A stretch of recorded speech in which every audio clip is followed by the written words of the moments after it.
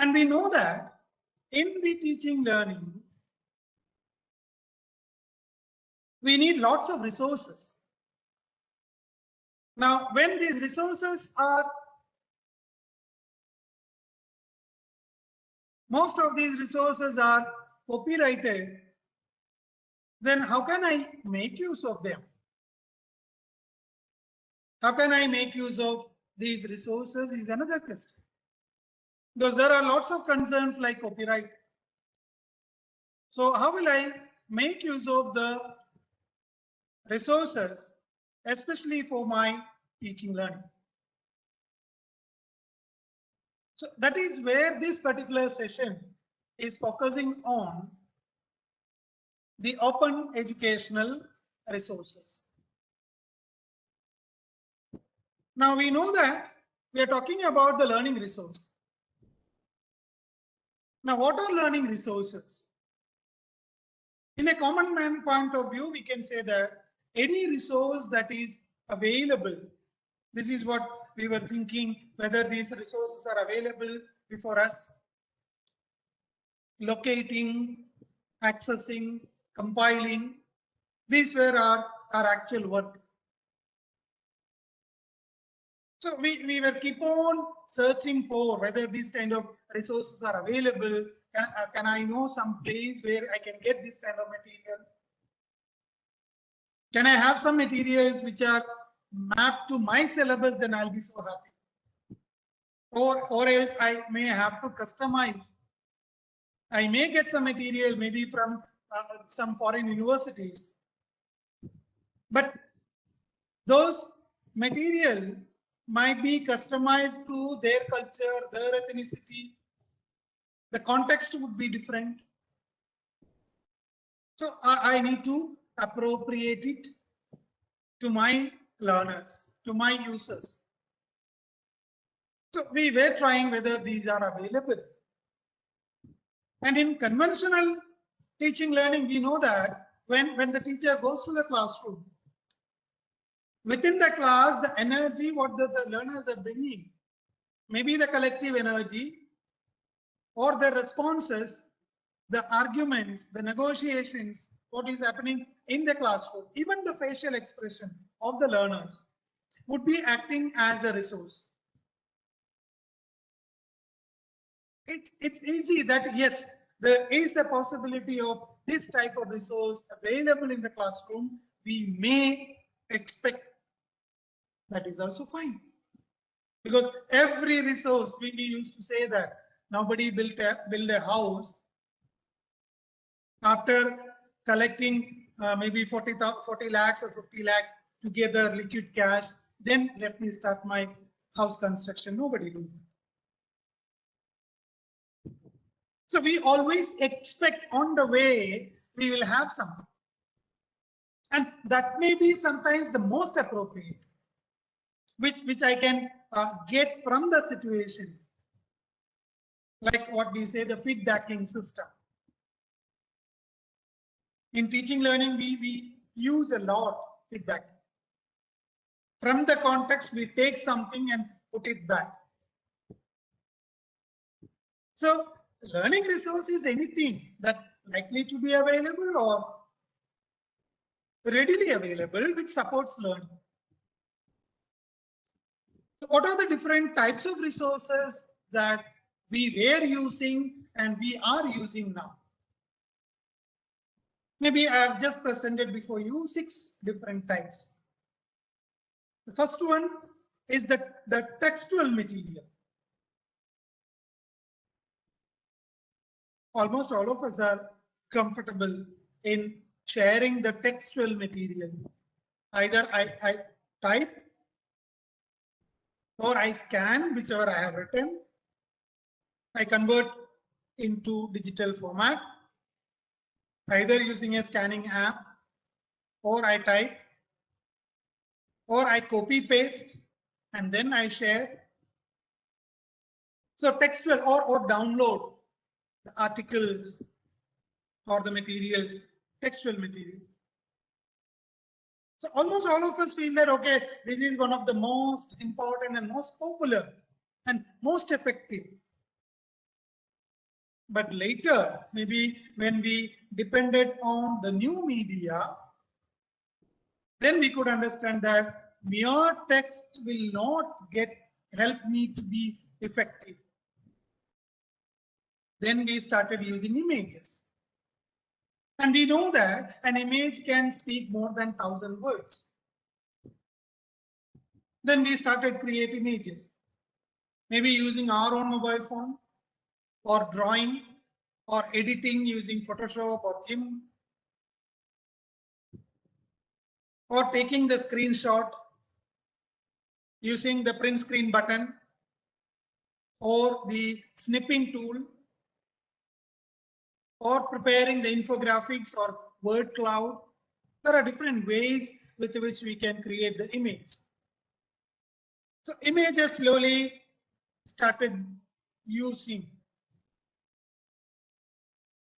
The third one is the video, which we thought, yes, especially in an online platform, videos would be supporting a lot because there is a motion involved. The students would be able to follow the dynamics of the content presented. And we started recording using our mobile phone or screencasting software.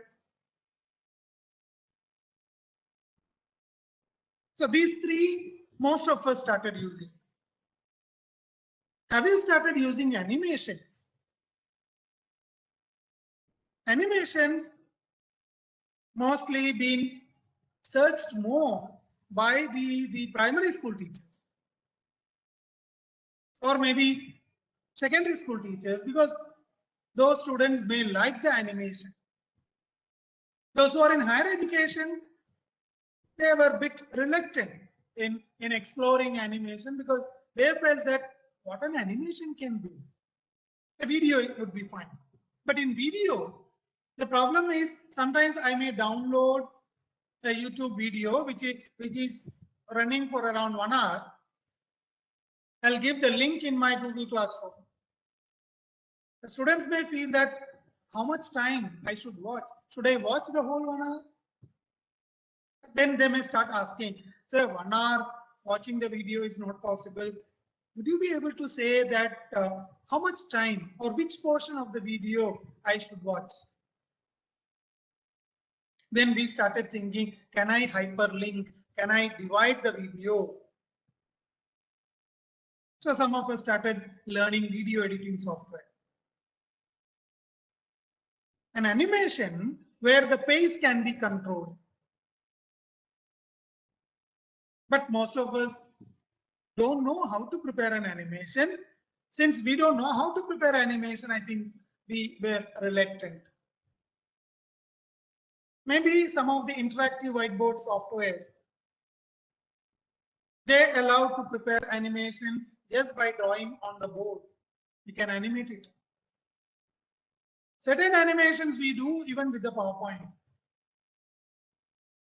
And there are applications like stop motion. Stop motion can be used to create animations. Especially when we are dealing with some of the procedures that my audience need to follow. I can give a text. I can give an image in terms of a flow chart. And even I can give a video. For some complex concepts and all, we feel that animation would be fine. Then another type is simulation. I don't know how many of us are using simulations, but we might have experienced simulations. Is there anyone who has experienced or who has gathered the simulation experience? Maybe a simple example, those who have learned driving in Maruti driving schools. I don't know, this is what I know. There may be some other driving schools who are providing. In Maruti, they have a simulation kiosk where you get in and you will have the screen. Vijay, ma'am, yes, this can be seen as AI and VR. Maybe some of you might have experienced 12D theater, 7D theater, 5D theaters and all, where the reality is being experienced, not in reality. And there are lots of computer simulations available. When I want to clarify some complex concepts to my audience, I may require some simulation. And now we have AR apps, VR apps, augmented reality apps are umpteen in our mobile or in Play Store. Virtual reality applications, virtual field trips. There are simulated experiences, but depending on my learners, the level of my learners, depending on the nature of the content I need to transact, I hope simulation would be a better selection in higher education, especially those subjects which are more depending on the labs. Now, we know that the labs have been closed. Students are not able to complete the laboratory experiments. Now we suggest that why can't you try the simulation lab, virtual labs. We have VLab, originally developed by Amrita, handed over to Ministry, IIT Mumbai is supporting. There are lots. VLab is popularly used amongst almost all the graduation level. So simulations are more powerful resources that can we think of. Another is Applet. I don't know how many of us use applets in our maybe online or live sessions. What is an applet? Some of you may be familiar with Java applets. Applets are nothing but the ready-made structure or ready-made interactive content. That would be better. Like in GeoGebra, you can create different sketches. You can define certain controls, and that can be made as an interactive content. H5P, some of you might have experienced in Moodle. H5P gives you a scope for developing interactive content, because especially our students' screen time has been increased. Now, how much time I will spend over a static, maybe image or content? So our users, our audience, they are looking for, can I have some interaction? Maybe they may not be interacting in a live session. They may be reluctant to open their mic and talk, or to put it in the chat box. Then you can provide them the interactive experiences by making use of applets. I'll give a simple example. Almost all of us might have studied the nature of image formed by a convex lens or concave lens. How did we learn that? We have learned through the drawing. If the object is placed beyond 2f, if the object is placed at 2f, double the focal length. If the object is placed at f, between f and c. So all these we might have drawn different diagrams. Now, how exactly a student may have a comprehensive visual? What do you mean by comprehensive visual? Is nothing but in the diagram which is static, I can keep the object distance, then I can draw an image distance. What about the nature of image? What about the magnification of the image? There are lots of associated things what a learner can explore. Another example, Maybe a simple example. What is the angle sum property of a triangle? What is the sum of three angles of a triangle?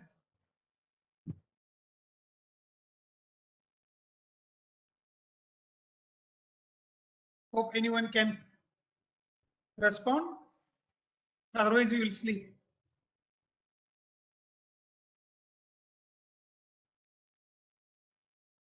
What is the sum of three angles in a triangle? Yes, Anu, Sanchita, Christina, it is 180. So you're all my maths teachers. Now tell me, I have a problem, I have a doubt. I have a triangle which is as big as this room.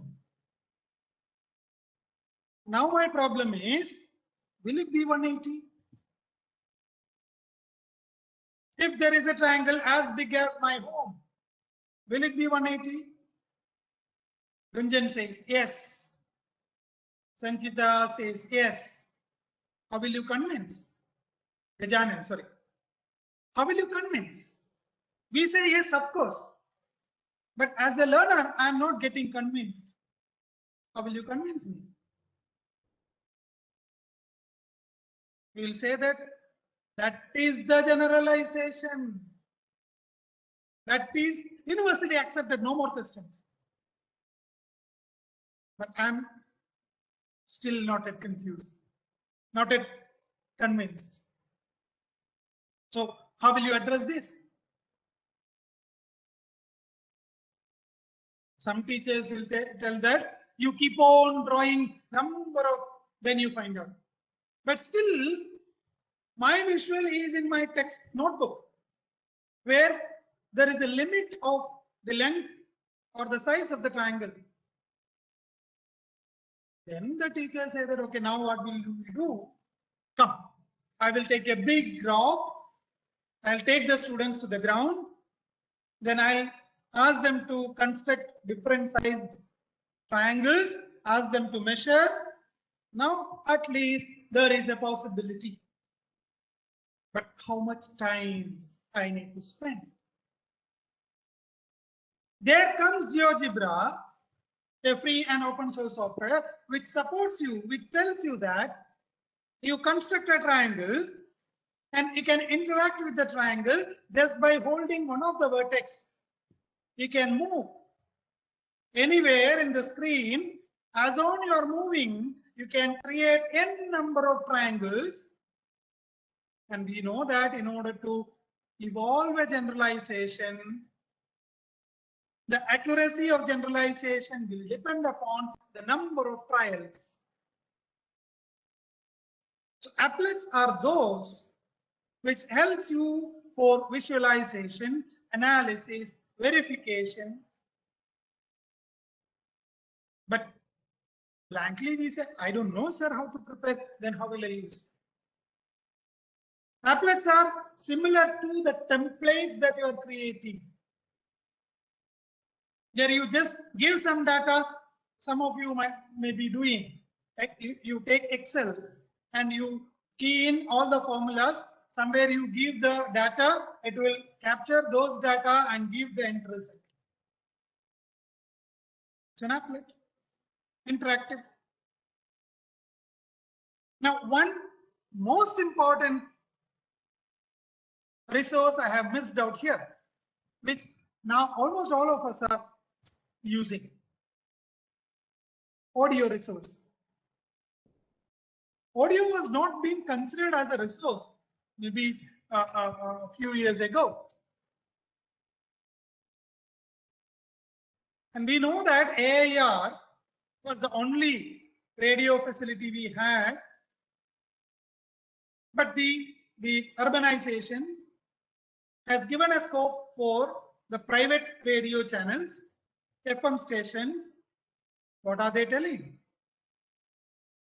Wherever you are in the blocks, traffic blocks, listen to us.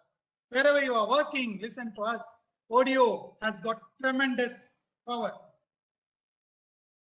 Now, slowly teachers also realized Why can't I prepare some audio materials? Not only for sharing instruction,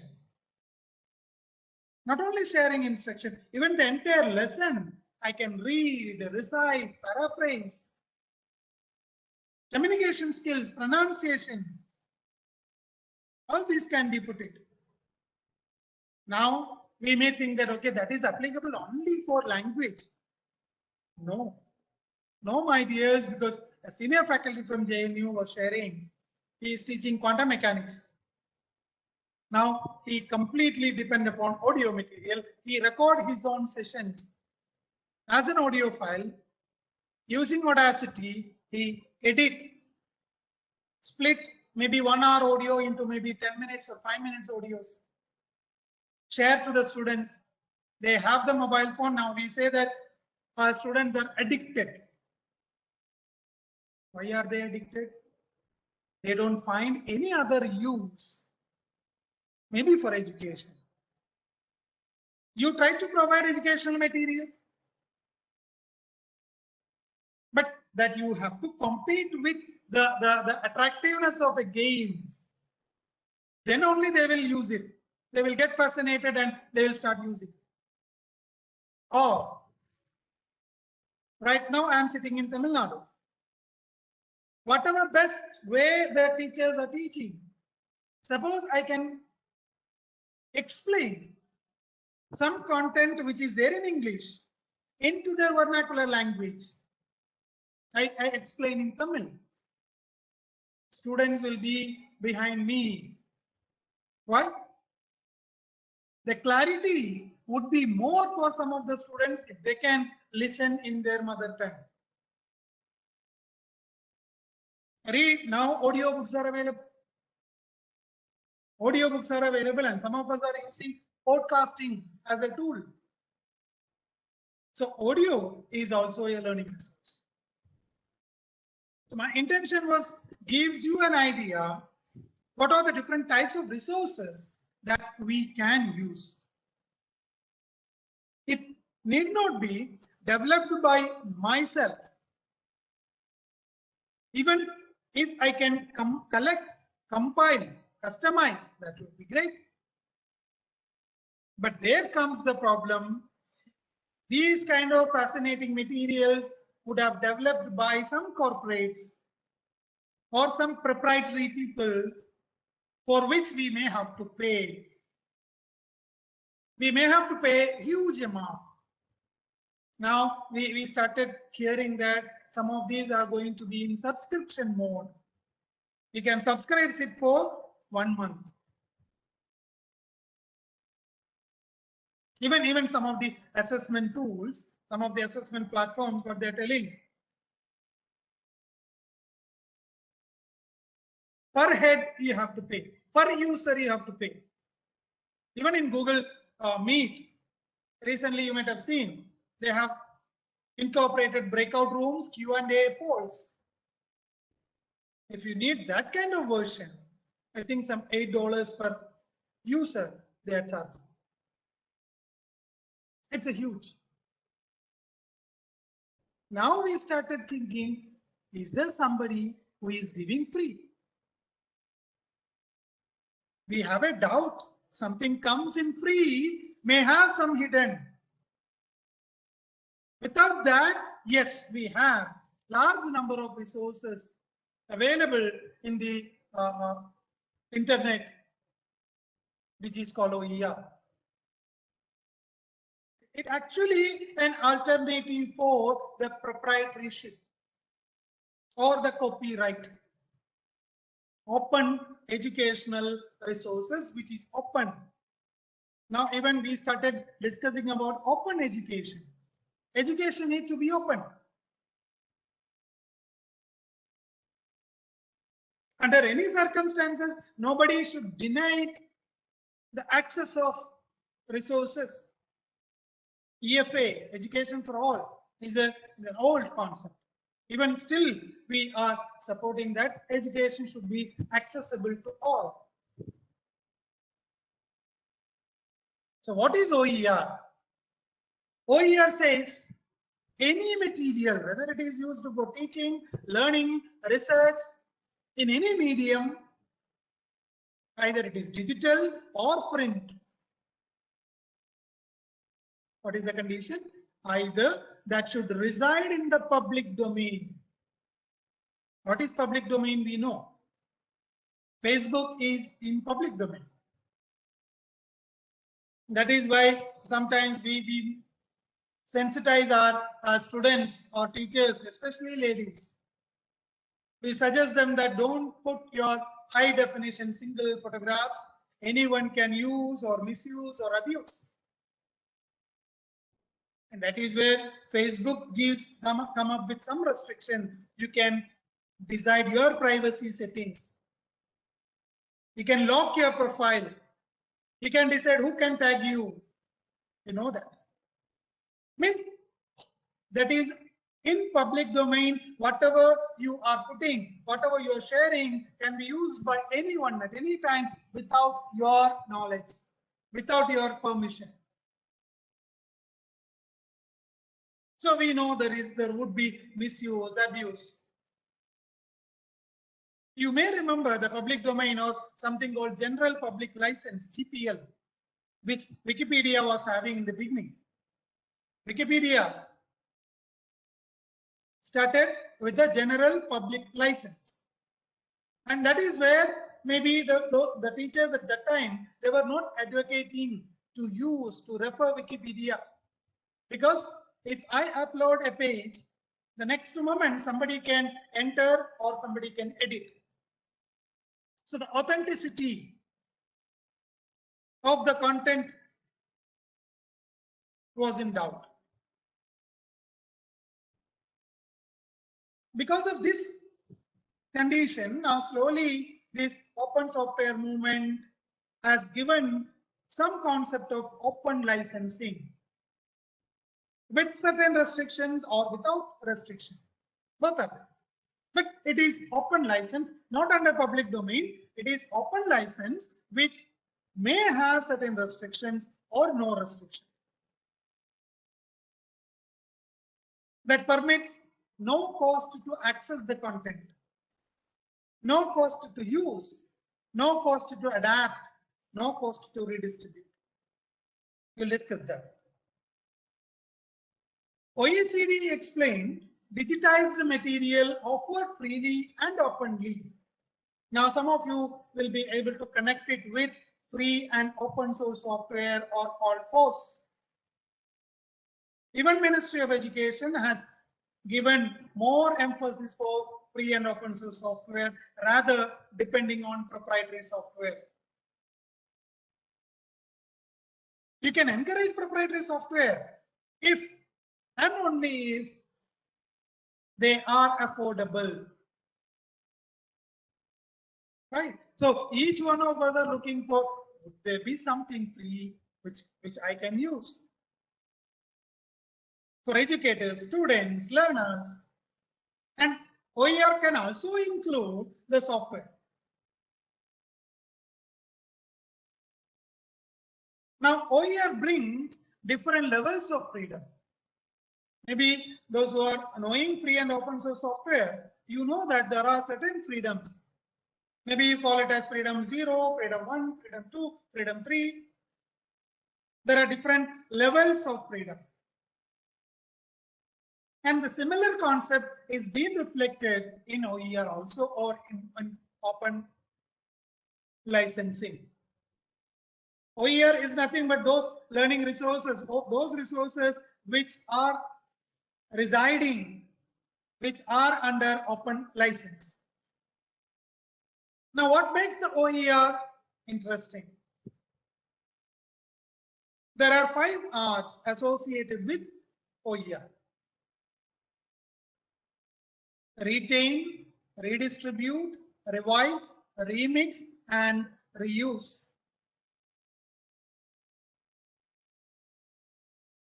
And these R's we can always keep in our mind, which a copyright never allows.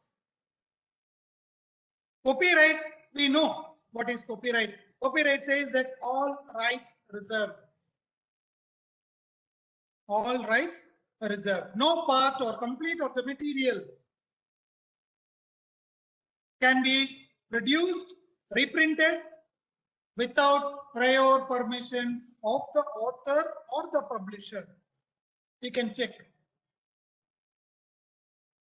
So copyright is putting restriction on all these. Now let us look into the details. What do you mean by retain? Retaining, keeping my own, keeping with me. What do we do in Google? We download the material and we keep in our laptop or desktop. Do you have the right? Do you have the right to do that? Download a copyrighted material and put it in your system? By law, you don't have the right. But still, we do it. Still, we download, we keep it, we share among our students, we take the photocopies. But do you have the right to do that? Till date, we never thought of it. We never thought it. Now, most of us feel that, sir, I think there is something called fair use policy. Fine. You go ahead with your fair use policy. I'm not making money. I am reusing it only for the educational purposes. Fine. Personally, we can be comfortable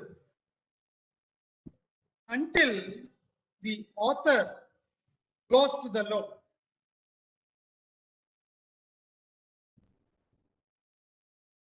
Then we say that, sir, I'm using a material which is being published in US. How will the author come to know that I have used? It need not be the author himself or herself. Even your colleague, your own students can raise it. Even we have seen in some institutes, in terms of plagiarism, some of the faculty members were compelled to resign or terminated. So copyright is too strict, too stringent. Maybe till date, we never experienced any of the problem.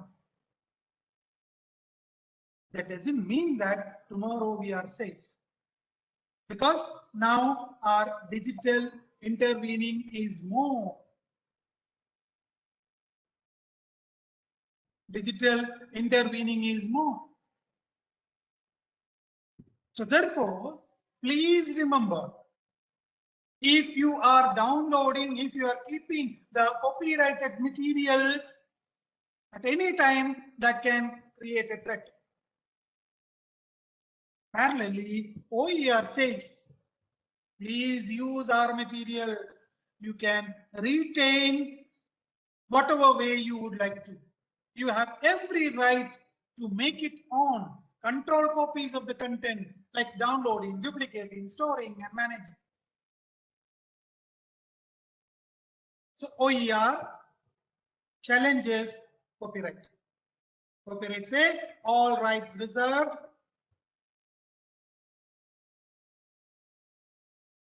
Reuse. The next R. The right to use the content in a wide range of ways. Okay. I could see some very interesting material, very interesting, which is so close to my syllabus or my work. I would love to have it. What do? We use it. If it is a copyrighted one, can we use it? No, we need to get a permission. So then my guide told that, okay, why can't you write and get the permission? So I have written to the author or the publisher. I could understand that there is a material that you have published so and so date, so and so detail. I am also working in the same field, so please accord permission to use your material in my research. How many of us write like that? You just think of what answer would be expected. We expect an answer that yes, permitted. May not be full stop. There may be a comma only to use for your research purpose. Gone. The author has given a permission that this material can be used only for your research purpose. But as human beings, what do? Once we get the permission, we take it as a lifelong permission. Like what you call perpetual license. When you buy a software, maybe an antivirus software, they'll say that this is valid only for 1 year. You have to renew it. Some softwares, they may say that this license is lifelong, but you may not be provided with the updates. You can use this software, but if you need to have the updates, then you have to. So the reuse is restricted in a copyrighted material. You are not allowed to reuse. No, sir, I have prepared my own material, then let my colleague use it. Don't put it in oral way, put it in writing. Even some of the research examiners, thesis examiners, adjudicators, they started asking, where is the written approval to use this material in the thesis? Have you appended? We may say, I have adapted certain tool, or I have adapted certain material, certain concepts which is been originally prepared by. Then the adjudicator underlined there and asked, where is the approval? That much crucial is the situation now. Getting permission to use it for research, there ends the story. Like, we are all buying the textbooks. By giving that specific amount, you buy it. Do you have the reuse permission? Do you have the reuse permission? Can you just check it? When you open the book, you will get copyright, all rights reserved. Any part or complete of the book cannot be reused or reproduced. Then what license you are getting? You are getting a license to use that book for your purpose, not for sharing. Whereas the open educational resources gives you the freedom to reuse. You can reuse this kind of material in any context, in a classroom, in a study group, or in a website.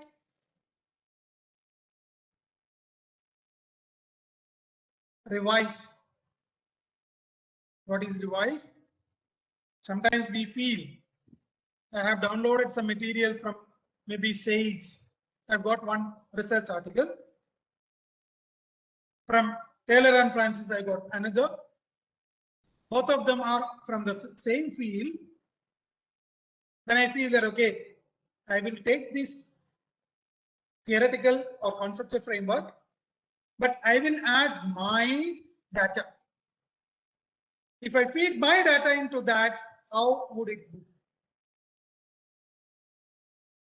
But copyrighted material is not allowing you to adapt, adjust, modify, or alter the content itself. Whereas OER gives you complete freedom to adapt, adjust, modify, or alter the content itself. You can translate. You need not wait for the written permission. There may be some translators here. You know that you need to get a permission to translate the original work into another language. Without permission, also people translate, but later it may create problem. Next R is remix, the right to combine the original or revised content with other material. Like what I told, you have some material in 2 research papers, you have your own material, put it together. I have a video from one source, audio from another source, and written material from other, put it together, preparing something new. Copyright is not allowing you. Copyright never allows you to remix without permission. Whereas OER gives you complete freedom to remix the content. And there can be something new coming out. Then comes the redistribute. Redistribute, most of us used to do. Maybe remembering those days where we go to the CD library or video library, get a CD of the latest film. That would be, they will say that don't show anywhere. Why?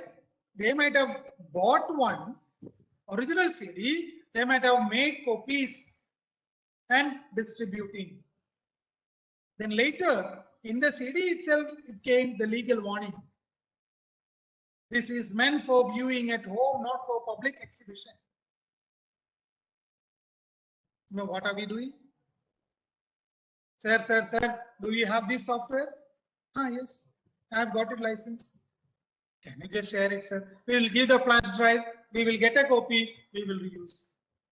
Redistribution, which is not allowed by a copyrighted or in a copyrighted material. Whereas in OER, you have complete freedom to share the copies of your original content, your revisions, your remixes, without waiting for the written permission. That is the beauty. Any questions?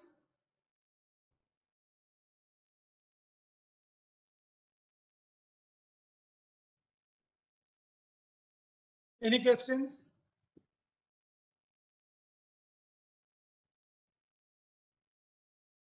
Till this point is clearly unclear?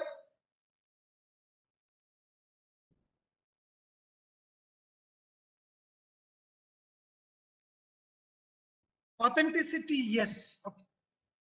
Authenticity in the sense, what exactly you mean by authenticity? Authenticity means, see, I am talking right now about this OER. Now you may ask, from where did you get this information? Not that, yeah, even quality. See, for example, I am talking about Indian copyright law. I may say that if you are using my PowerPoint without my permission, you can be jailed. You can be put it in the jail, or that you can be prosecuted. Now you may ask, how can you say that, sir?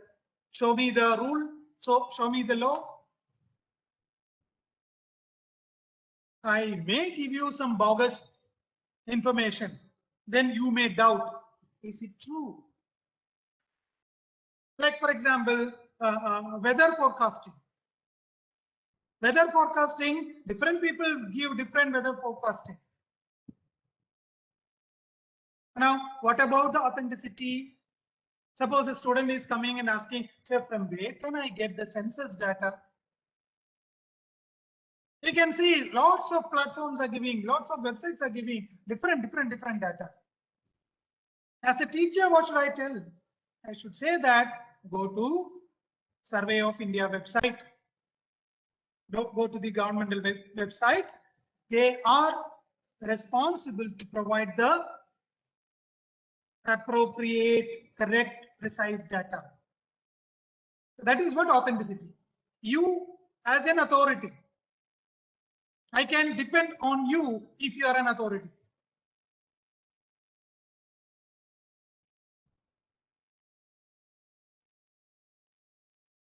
Even matter quality also would be fine. See, NASA, when NASA gives some details, would it be authentic? We trust that particular agency. Because now we say that we are living in a post-truth era. What is that? The mediavism is in such a height that keep on talking. We believe that this is the truth. Advertisements, for example. In fact, when our Ganguly, Saurabh Ganguly got admitted, lots of messages were passing through WhatsApp. What is that? He has acted in an advertisement. He has acted in an advertisement related to some oil. The caption was protects from heart diseases. And who has acted himself got the cardiac problem. So what is that? He is telling this is good, you use it. Now you will ask, are you using? Are you telling from your own experience? Have you tested it? This is what authenticity. Now, when you go for COVID vaccine, people tell that, okay, I'm just waiting for this vaccine because I trust these people. Maybe Johnson & Johnson, 1 dose vaccine, I will go blindly. If it is from India, then I have to go for 3rd trial, 4th trial. Now, if a company directly comes and tell you that, okay, now you can use this vaccine, will you go for that? You will check the authenticity of the information. Have you proved? Have you tested? How many times? Any other question?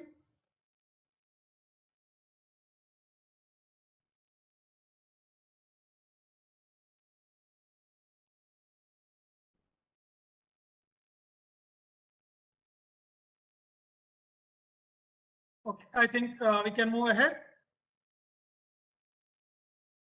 Or is there a habit of break? Bio break for 5 minutes?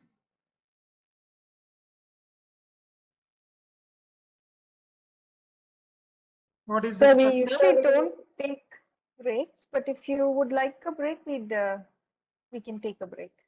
No, for me it's fine. Just for the participants, if they want to have a small break, then we can go for a 5 minutes break. As you wish, sir. We usually don't take breaks. We have 2 hours continuously, but as you wish, sir. No, then I don't need something special. We'll continue. Okay. Fine. Okay. Yeah. So now the question is, OER is there available. Now, how will I make use of it?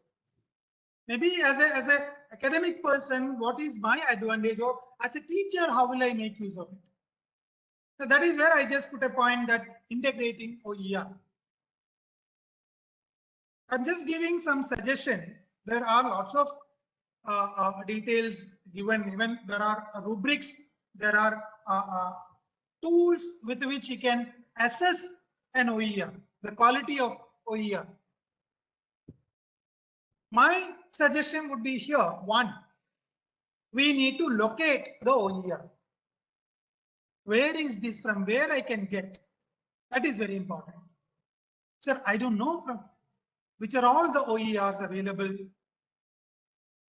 So once you locate as a teacher, then I would request you access it. Go through that. Why? We need to check whether that is age appropriate, context appropriate, culturally specific, ethnic specific. Even the format, because in edX, Coursera, Udemy, these kind of MOOCs platforms, you can see there are lots of courses available. Now, if it is a course, can I use it as such? Now, if I want to use it as such, Then we will check what format they have. Those who have enrolled for maybe SWAYAM courses, they know that they follow weekly format. Every week there will be assignments.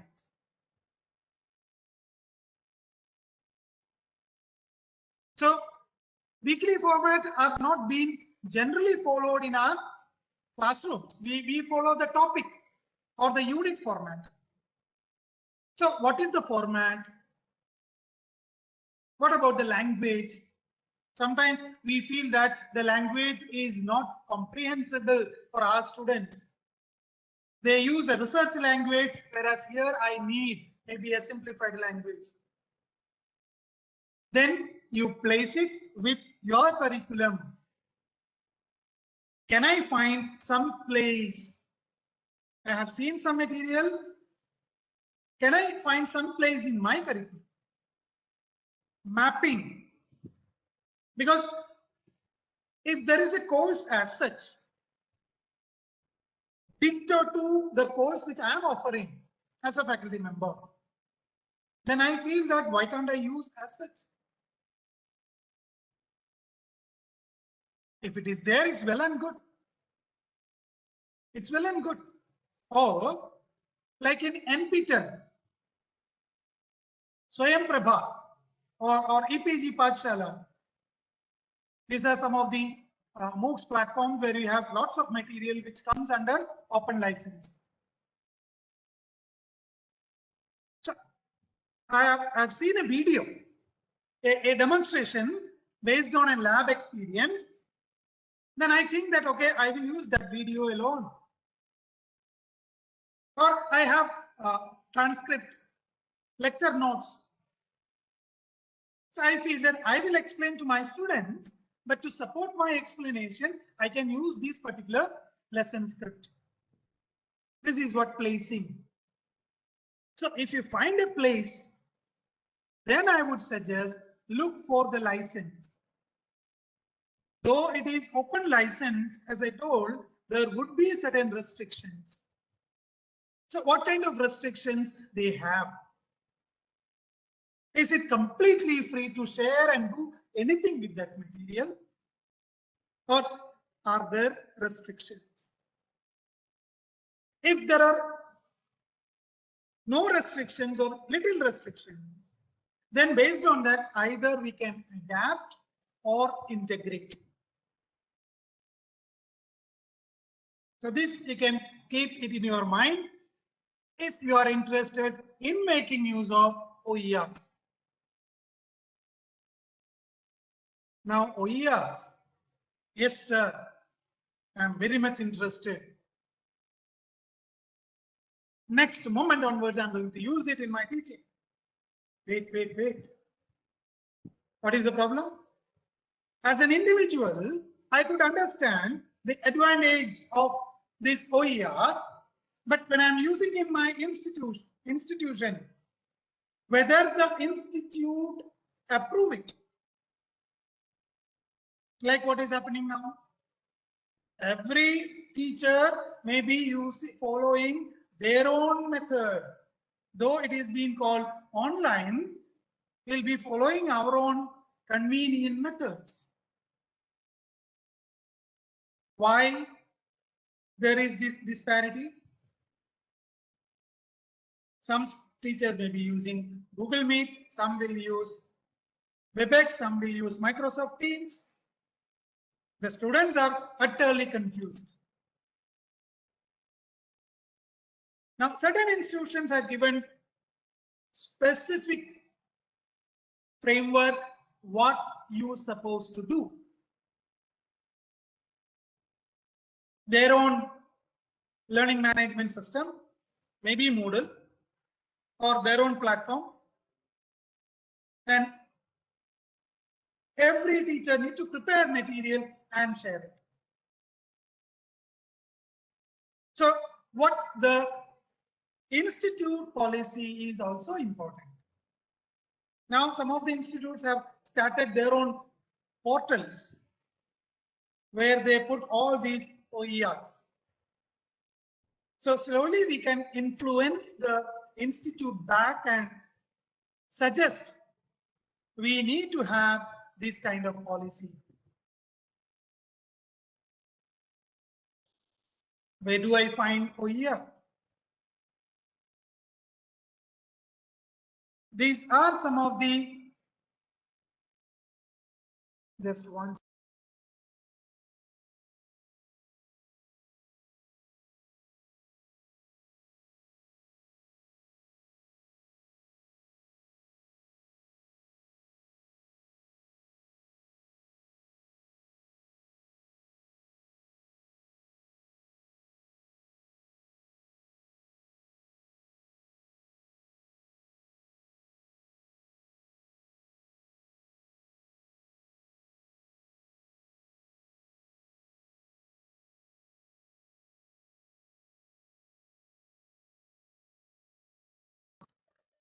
Sorry. Yeah. So these are some of the links we can use to explore OER. I will share this. You don't bother, and there are lots of materials even in some of the OER which I am going to share you now. This is one interesting Indian origin or our own OER repository under the aegis of Ministry of Education, National Repository of Open Educational Resources. I don't know how many of us are aware of it. It's a great movement from the ministry, started long, I think 2-3 years back, 3-4 years back. Something very, very valuable. What you can do, you can go to nroer.gov.in and you can create an account, or using your Gmail or Facebook or Microsoft account, you can log in. You will get a personal space like a blog or like a website. Your personal space would be there where you can upload your own materials, but you cannot claim your copyright. Whatever material you are sharing should go. There are interactive games, workspace, e-courses, social networks of the partnering institutes. And you will find almost all the works of Padma Shri Aravind Gupta, who has contributed a lot in NROER. Another interesting site is vis-online.com. Wisconsin University. They give different types of resources which can be reused at different level. Another interesting platform is lumenlearning.com. Lumenlearning.com provides you varieties of courses. This is my personal choice, especially for physics I use for last 2 years. Lots of papers are being designed with very simple language, beautiful illustrations. There are lots of courses available in lumenslearning.com. Even there is Libre Chemistry website. Another is oercommons.org. It's again coming up with OER Commons. Now we know Wikipedia has got different variants, Wikicommon, Wikimedia. So like that OER Common, and even there is an OER University. You can explore the resources in terms of subjects, educational level, standards. Another is openstacks.org. Those who are looking for textbooks, peer-reviewed, openly licensed. Most of the time, what do? We use the textbooks what is maybe prescribed by the university. But we never bother about the copyright. It's copyrighted.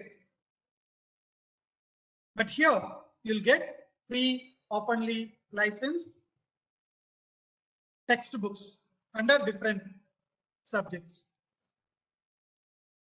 Another is Khan Academy.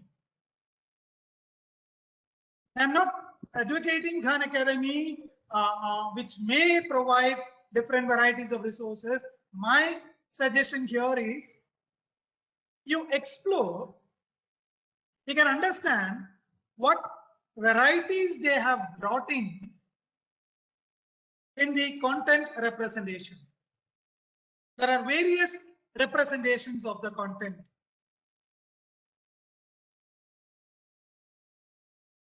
Another is ocw.mit.edu.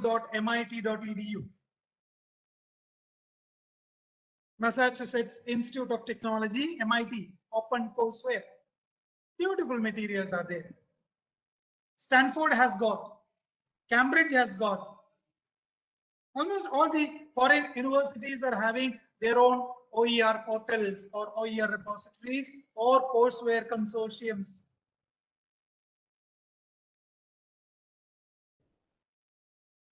Another very interesting is LibriVox. LibriVox.org, which gives you audiobooks in different subjects. And I could get some testimonials from the users. Some faculty members from West Bengal, when I was discussing this, they were telling, yes, sir. They were visually challenged. They were telling, yes, sir, we use a lot audiobooks. And even you can contribute. Next is oasis.col.org. Oasis is the Open Educational Resources repository from Commonwealth of Learning. Commonwealth of Learning is an organization. Head office at Vancouver, Canada. Even in Delhi, we have office. If you are interested, even about OER, there is a beautiful book around, I think, 140 pages, which is under Creative Commons license or open license. You can use it, reuse it. So that means as faculty members, we need not bother much on preparing the resources. We can reuse, repurpose whatever is available, which is coming with the open license. So our work is bit reduced. Otherwise, now our workload is double or triple, especially when it comes to online. I need to prepare PowerPoint. I need to prepare for that. I need to prepare the explanation. I need to prepare the questions, the activities, assessment.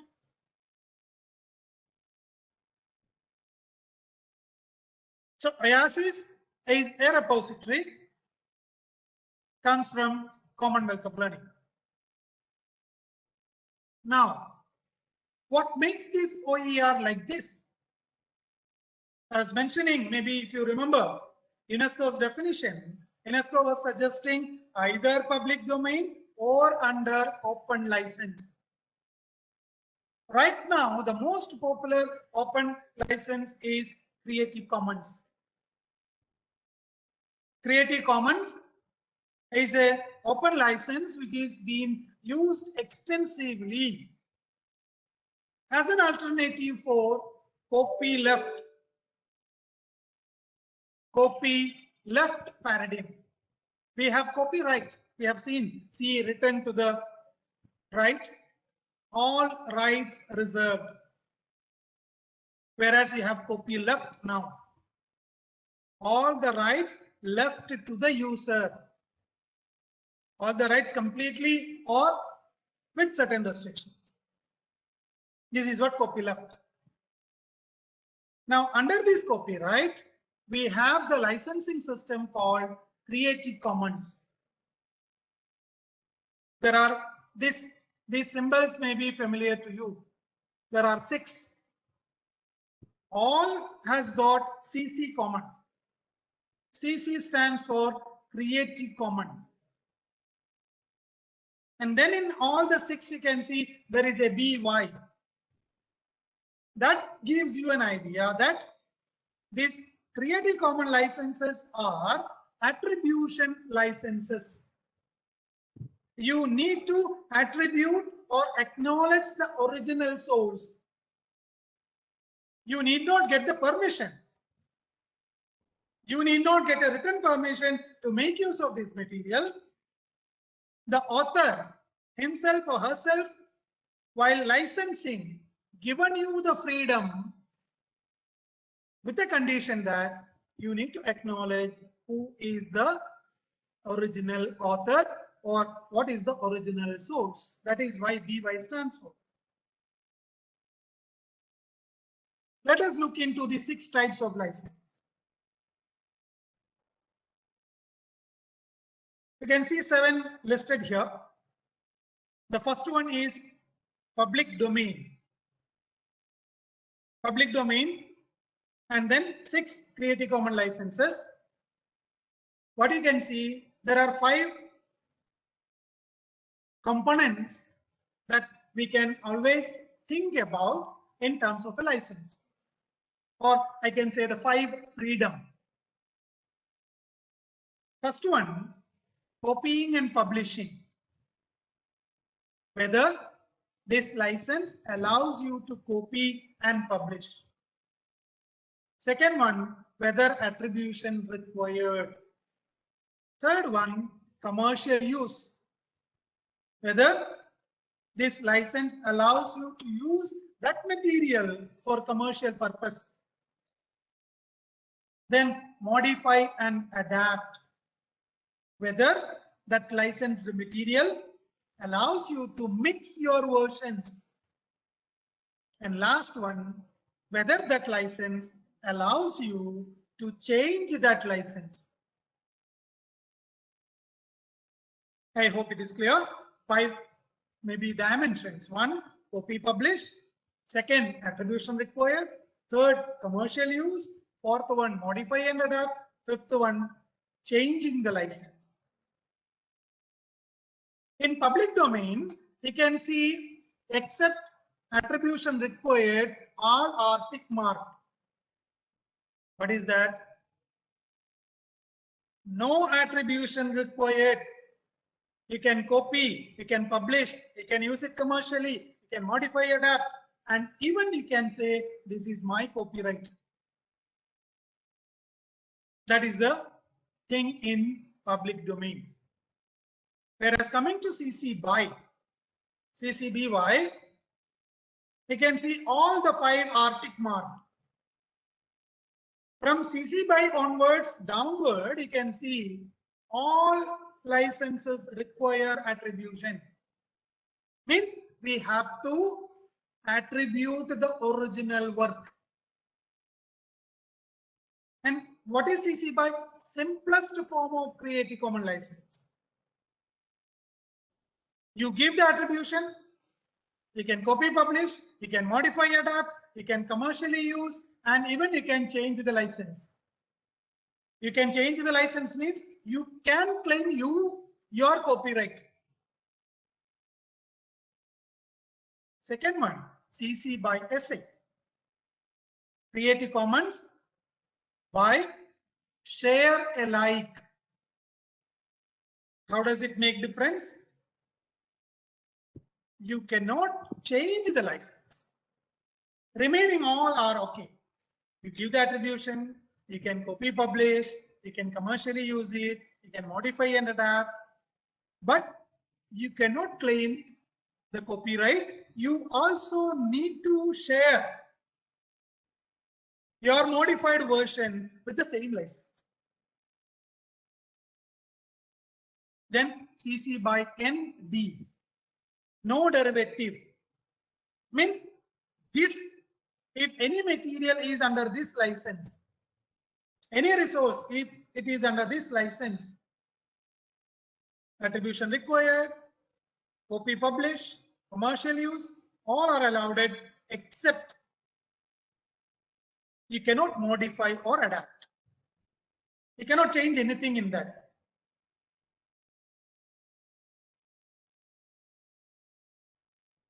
How one can claim copyright to open source material? Gajanan sir, that's what I'm telling. Open source material means what? Open source material also come with open licensing. Now there are varieties of open source license. If it is a CC BY license, then you have the freedom to change that license. You can take the material, you can put your own versions, and you can claim your copyright. That is why these Creative Commons are important. Open source doesn't mean that everyone will have the same kind of license. There are varieties of licenses. How come it's non-ethical? This is what ethical practice we can follow. See, when I am producing something, I desire plagiarism. So plagiarism is different. Plagiarism is different and copyright violation is different. Plagiarism, what do they say? Copying as such. But once you have an accredited licensing system, then we can use it. That is where I am telling plagiarism need to be debated. Plagiarism, because suppose you have a CC BY material which allows you to copy as such and put it in your research. You are not violating any copyright. But there, plagiarism need to be redefined.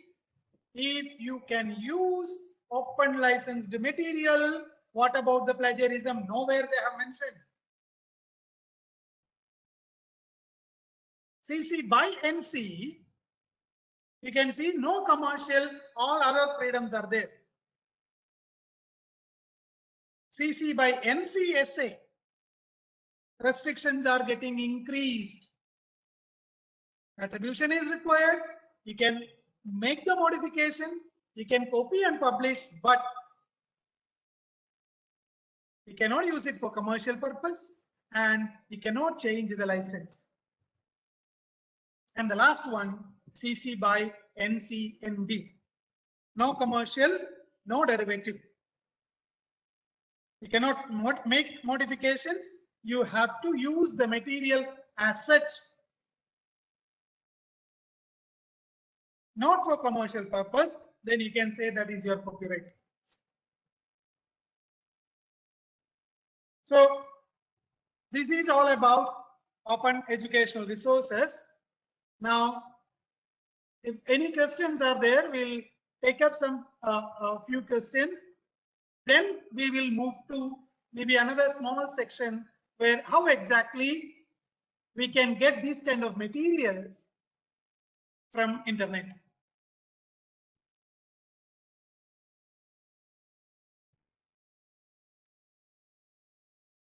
Those who are able to unmute or put it in the chat box.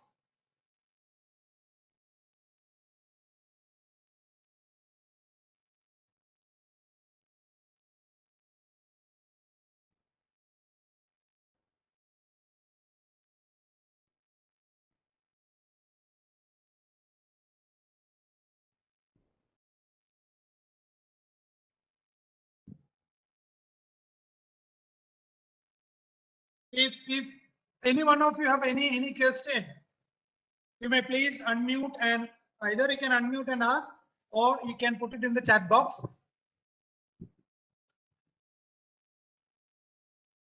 Fine. Now, I'll just share my screen.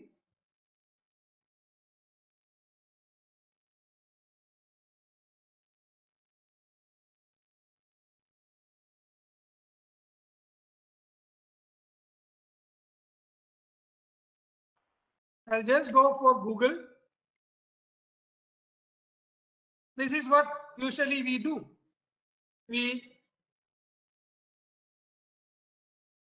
I am a research scholar. There is one question. I am a research scholar. It is mandatory to mention CC when we share others' materials. See, that is what. Suppose you are getting a CC material, Creative Commons licensed material. You look at the license. If it is share alike, NCSA, NDSA, CC by SA, if SA is mentioned, then you have to mention SA in your material also. Other allows you to change the copyright.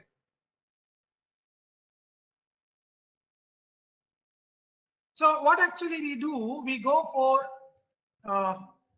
web search, right? So let me say that techno-pedagogy tools. I'm just searching for techno-pedagogy tools, right? I have techno-pedagogy here. I'll click. I'll open the website.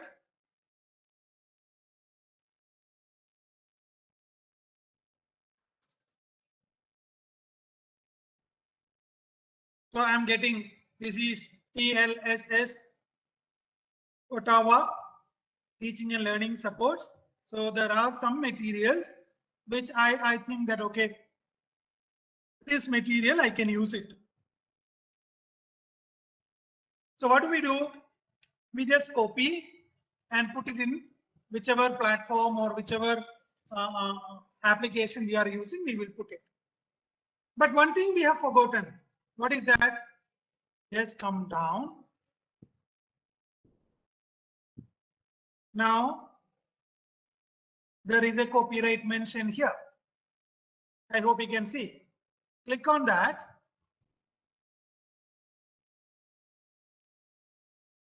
This is the user's responsibility, whether it is copyrighted or not. It is talking about copyright.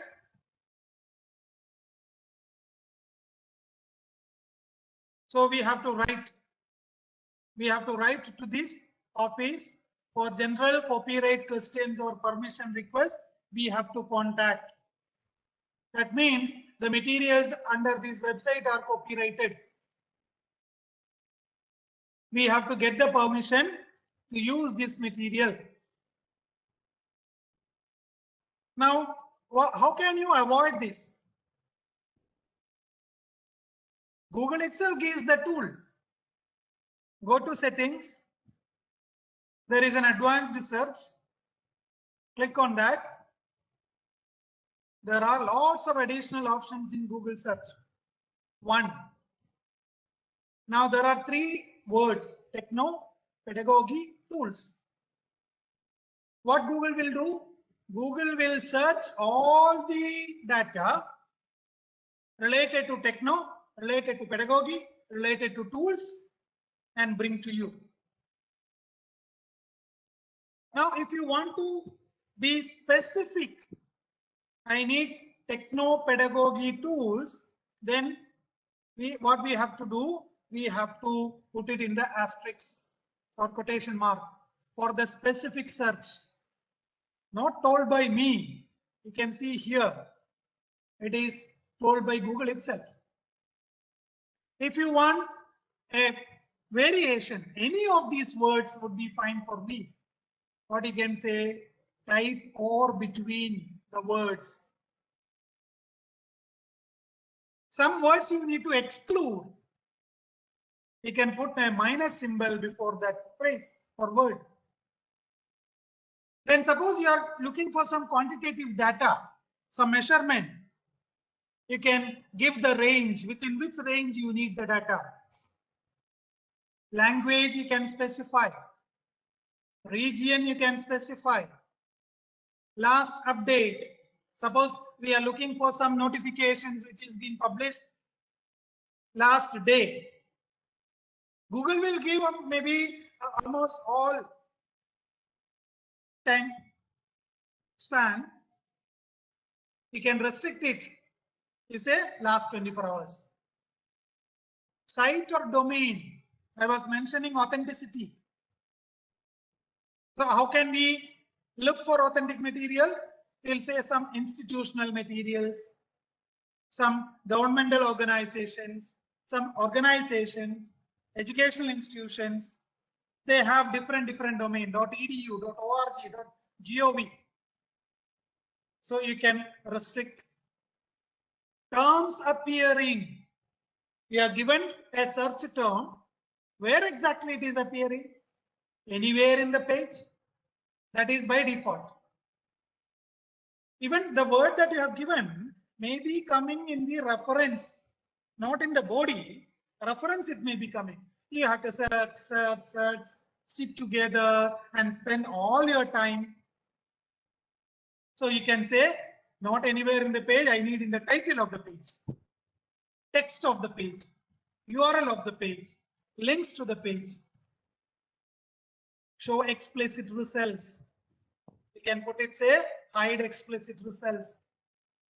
Then format. What kind of format we are looking for? That I think we used to do it. .pdf, .ps, .ppt. If we are searching for a specific format. Then comes usage rights. You can see it is not filtered by license. When you click, you can see Google also suggests if you want resources free to use or share, click on that. Click on advanced search. Google will help you. See, let me click on this. What is technological pedagogical content knowledge? This is a press book. Lots of materials are there. You come down and check the license. You can see here. This is being licensed by NC, CC by NC. And what it says, what is technological pedagogical content knowledge by Matthew J. Fowler and Punya Misra is licensed under Creative Commons Attribution Non-Commercial License, except where otherwise noted. Wherever it is mentioned, this is a copyright. Remaining things all are copyright free. Directly you can use it. Only one thing, you cannot use it for commercial purpose. I hope you got it. Now, what can we do? This is one.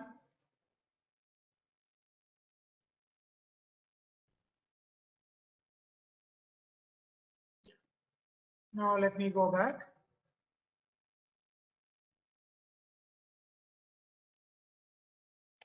Techno-pedagogy tools. Now what next we do? We search for images. Beautiful images are there. So let me click on this. So we may click the right mouse button and copy and paste it. But what Google says, images may be subjected to copyright. Click on the image. This is our duty. Click on the image, go to that particular page. This is Macro Hill. This image is from Macro Hill, and what does it say? 2020 Macro Hill, all rights reserved. So what should I do? So if I need copyright free materials, click on the tool, click on usage rights, Creative Commons license. Right? Click on this. Suppose you need this. Now what Google is telling? Want to know, sorry, Wikimedia Commons license details. So if you want to check the license details, click here. It will take you to Creative Commons website, which says this is CC by SA. CC by SA, you can directly use it. But you also should put, suppose you make some changes in that mind map, then you cannot claim your copyright. You have to say this is also share alike. Now, since you have come here, you can check this. What actually meant by Creative Commons license? How will you license your material? Any copyright law say that if you are not mentioning any license in your product, by default, it will be under your copyright. Repeat, any maybe paper that you are writing, any product that you are preparing, if you are mentioning any copyright or any license, by default, that will be under your copyright. That means for papers and all, you need not register for copyright. That is your intellectual property right, your copyright. Suppose you want to mention specifically, I don't want this copyright, I am putting open license. What you can do, you can check here, you will understand more. How to choose a license? They are giving two panels. There are 4 panels. At least the first 2 panel will check. License features. Suppose you are allowing adaptation. You have prepared a work. Now you would like to license it. You would like to know what is the meaning of it. So you are thinking, okay, I will allow adaptation. Anyway, I am going to put it in my website. Those who are able to download, I allow them to adapt, modify the work. But I will allow them for their commercial use also. Allowing adaptation and commercial use. What is the license? CC BY. What you can do, you just copy this image, put it in your material, or you copy this sentence, put it in your material. Enough. And if you say, I am not allowing commercial use, if I am not allowing commercial use,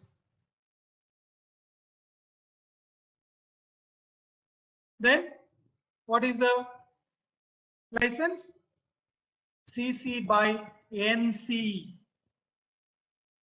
Creative Commons non-commercial license. And you say, I allow commercial, but no adaptations. What is the license? CC by ND. No derivative.